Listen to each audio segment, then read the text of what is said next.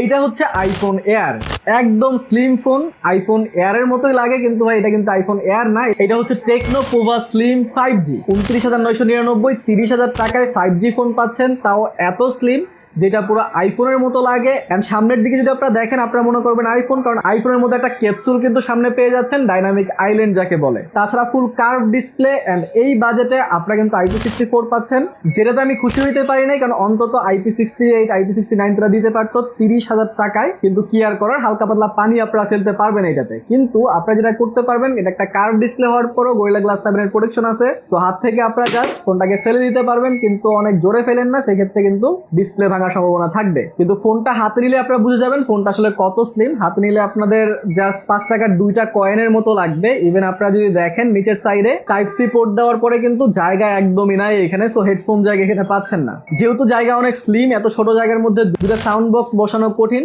But কি আর করার, এই বাজেটে আপনারা স্লিম পাচ্ছেন, কার্ভ পাচ্ছেন। যেহেতু স্লিম, ফোনটা গরম হবে কতটা, পারফরমেন্স কেমন, ইভেন ফোনটা কি আদৌ আপনাদের কেনা উচিত হবে কিনা 30,000 টাকা খরচ করে, সেটা জানার জন্য পুরো ভিডিও দেখতে হবে। তার জন্য সাবস্ক্রাইব করতে পারেন, সেই ভিডিওটা আসবে অনেক তাড়াতাড়ি।